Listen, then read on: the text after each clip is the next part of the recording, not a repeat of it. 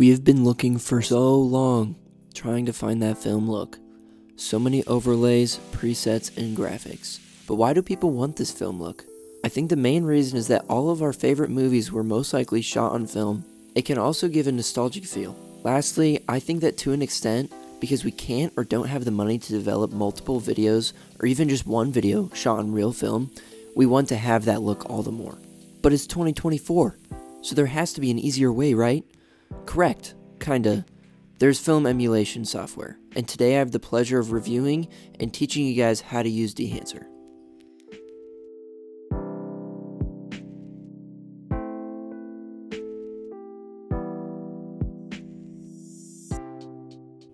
Here you put what camera you shot with.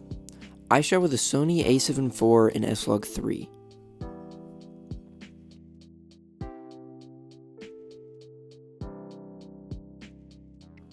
Next is the film stock. This is kind of the main part of Dehancer. This is all the color profiles within it. I really like the Portra 160 and all the Kodak Vision films. The Kodak Vision films is what films was genuinely shot on back in the day. Film developer I normally don't mess with. It's essentially replicating when they physically develop the film, and you can try to replicate the mess ups and other interesting things that happen there. I like to do film print next because that's what the final look is going to be. So I want to be able to see what the other effects do to my more finalized version. Film print is like a color grade to the developed film. That's how I think about it.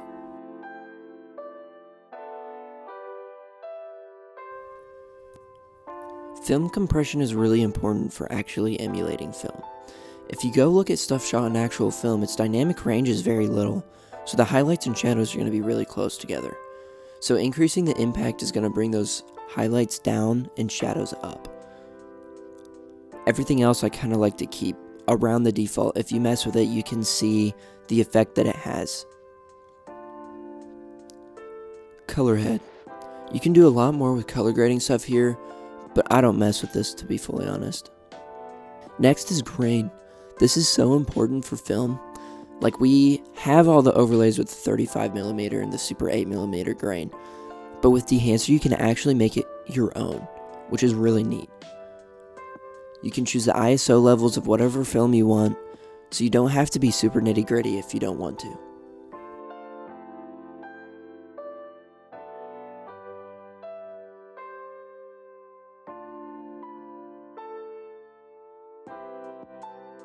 Halation is also really cool. It's that reddish orangish glow on highlights. I suggest you do what you think looks good and are satisfied with, but I would also suggest going through all of your footage and make sure that it doesn't mess up skin tones and appear where it shouldn't be.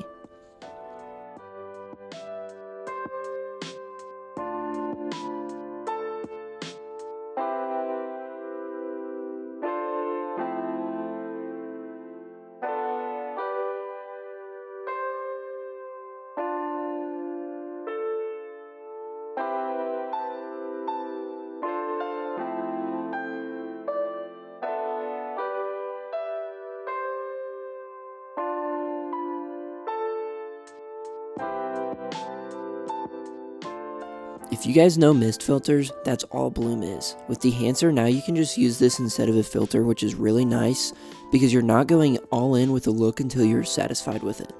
Film damage is pretty self-explanatory. Also, if you guys have used all those overlays, it's the scratches and physical mishaps happening on the actual film. Film breath is pretty neat. It just kind of flickers the highlights because that's what actual film would have done. It's very minimal. I like just going with the really default 35mm for this one. Gate weave is when the film isn't getting perfectly put on the sprockets. It makes it feel more like legit film. Like, you know, in the movies that we've watched before, the titles dance around, they move around just a little bit. That's what's happening. If film is super static, then it doesn't feel like real film. Overscan is awesome. All those overlays that you'd bought previously or downloaded a bunch before, you now have them native in Dehancer. Super 8, Standard 16, Super 16, Ultra 16, Super 35, Ultra 35, and 65mm as well. The gate shape is how sharp the gate is. Neat, normal, sharp, and rounded. Exposure just makes the stuff on the sides brighter, which is pretty cool. Static gate makes the overlay not move at all. Turning this off adds some movement, which is also pretty unique.